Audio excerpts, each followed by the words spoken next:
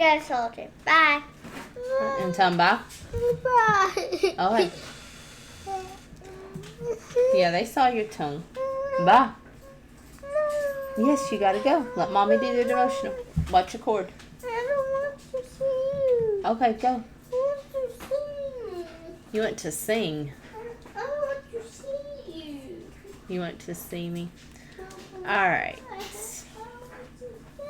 I hope everyone is having a good weekend. As Elizabeth said, we were at Solent Church of Christ this morning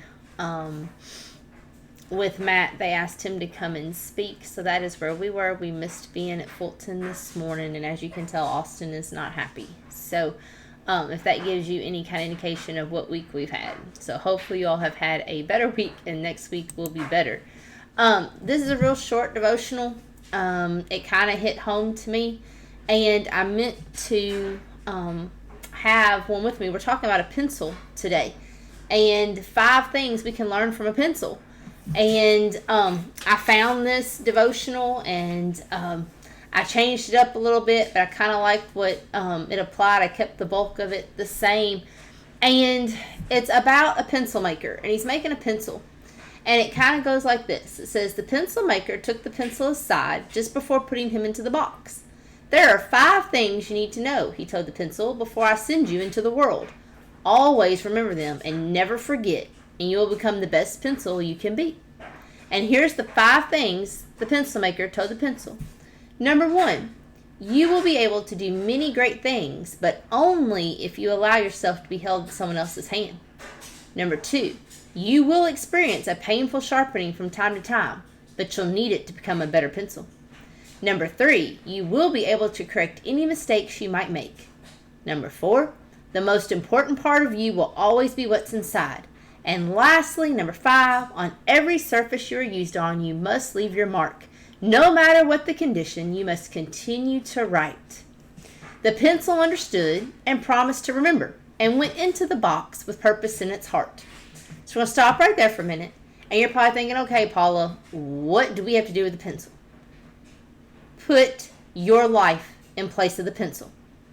Always remember these next 5 things that we're going to talk about. It's the same things that we just talked about for the pencil, but it applies to us. And never forget them, and we will become the best person, the best Christian that we can be.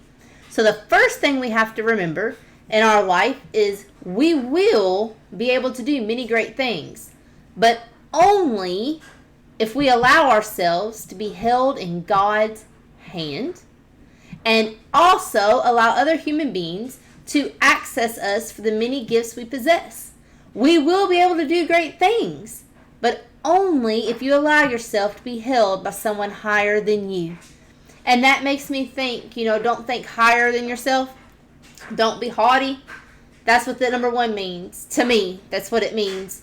I can do great things if I allow somebody to guide me. We obviously want our ultimate guide to be God, but think about in life. How do we learn to raise kids? By our parents, by our grandparents. How do we learn to be a good worker? By hopefully our co-workers, or our boss, or our family. How do we learn to be a good Christian? By our fellow Christians. Now ultimately we've got to learn those things by ourselves, but we can see others, okay, I want to be like that, I don't want to be like that. But we have to be able to allow ourselves to do great things, but also let someone higher than us show us the way, show us how to do it correctly. The second thing, you will experience a painful sharpening from time to time. We are going to go through various problems in our life. We're going to go through trials. We're going to go through tribulations. We're going to go through fill in the blank. But you will need it to become a stronger person. Whether it be deaths, whether it be lessons learned through school, through social clubs, through sports, through whatever. There's going to be a painful sharpening. It may be a painful sharpening when you're trying to start a family. It may be a painful sharpening when you're trying to find a job or move up the ladder. It might be a painful sharpening when you're trying to when you're opening, expanding your family. When your sons or daughters get married, and then when they get married, you're expanding. Sometimes that's a painful sharpening, is letting other people in. But we're going to go through problems. We are never promised that we're going to have a scotch-free life, a carefree life, that it's just going to be smooth sailing from the day one to the last day. No. But we have to take those, and it makes us a stronger person. The third thing with this pencil, with our life, we are able to correct any mistakes we make. And you will make mistakes. Everybody does. That is why pencils have erasers. Our eraser is forgiveness. Try again. For the ones who are watching this, like I said, I don't know who watches this. We had a painful sharpening this weekend in my family. A major painful sharpening. We were able to correct it. Thank goodness for that eraser. But there's still some lasting effects. There's still some of that painful sharpening, and there will be for the next month or so. But it was a mistake. We corrected it. We have to try again. So this week is starting over. We got a chance again on Monday to start over and correct that mistake. You do what you got to do, but we have erasers. We have to ask forgiveness. There's nothing wrong. It doesn't make you less of a person to say, I'm sorry. It doesn't make you less of a person to say, I have problems, I've sinned, I've done something wrong, I've had a bad day, I spoke out of turn, I lied at work, I did whatever. But we have forgiveness. Don't forget to use your eraser. The fourth thing, the most important part of you will always be what's on the inside. So we need to be women of honor, relying on our Christian morals and our values. Rely on what we know is best and true. Lastly, in our life, like the pencil, on every service you walk through, you must leave your mark. Every piece of paper that pencil touches, it leaves its mark, does it not? Some marks are darker than others, some are wider than others, some are lighter than others, some you can barely see as time goes on. No matter what the situation is, we have to leave our mark. We have to continue being Christians. We have to continue to do our duties as women of the Word, women of God. We have to continue to correct our mistakes, ask for forgiveness, have good values and morals.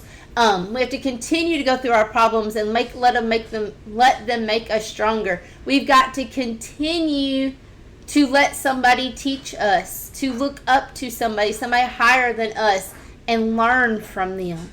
So that's our lesson. That's our lesson. Let this lesson encourage you to know that you are a special person, and only you can fulfill the purpose to which you were born to accomplish. Never allow yourself to get discouraged and think that your life is insignificant and cannot make a change. That is so easy. That is so easy. Your pity parties, your woe is me, this has never happened to anybody else, everybody hates me.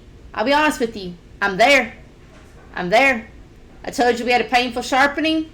The painful sharpening, I'm down in the gutter. I'm being completely honest with you. I can't let that get me down. We've got to bring ourselves above that. We've got to go on. We have to change. No matter what the condition of the surface, we have to continue to write. We have to continue to go on. The pencil promised to never forget and went into the box with purpose in his heart. As us, women of God, as our pencils, as our life, do we promise to never forget these 5 things and go out into the world with a purpose? Go out in the world leaving our name, making our mark with others. And I want it to be a good mark. I know you can take this negatively and have a bad mark just as well as a good mark. But we're always talking about good marks. I need this to be positive. So we're talking about good marks, leaving your name in a good way. And we're going to end in 2 verses. The first one is Ecclesiastes 9:10. And it's, before we read that verse, it says, take the pace of the pencil with your life. Always remember you can become the best person you can possibly be. Try to be the best person you possibly be. Never forget Ecclesiastes 9 verse 10. Whatever your hand finds to do, do it with your might. For there is no work or thought or knowledge or wisdom in Sheol to which you are going. Lastly, Jeremiah 18:6. O house of Israel, can I not do with you as this potter has done, declares the Lord. Behold, like the clay in the potter's hand, so you are in my hand, O house of Israel. So as we close, I want us to think every time we're at work, at home. If you're like us, we always have pins lying around. They used to have a certain place in my house, and now it's kind of like everywhere you turn around, there's a pin. I guess some of that comes with having children. And you just, if you're like me, you forget things, so you just put them wherever so you can look, oh yeah. But anyway, we always have pencils, pens. Whenever you pick up a pencil this week, or a pen, or a marker, or whatever you choose to write with, if you're on a tablet or whatever, if you use a stylus or whatever, when you pick it up, think about that. What kind of mark are you leaving? Literally and spiritually. What kind of mark are you leaving in the church? What kind of mark are you leaving at home? What kind of mark are you leaving in your neighborhood? What kind of mark are you leaving in, I may have already said this, the workplace? What kind of mark are you leaving? What kind of pencil are you? And are you going to use those 5 ways to become a better Christian? I know you all, I told you this was going to be short, but that hit home. Like I've said several times, so I wanted to share that with you all, something real simple, real sweet. I will probably do a memorial one, since it will be Memorial Day next weekend. I think I'm going to try to do something in regards to that. So I hope everyone has a great week, and thank you for listening.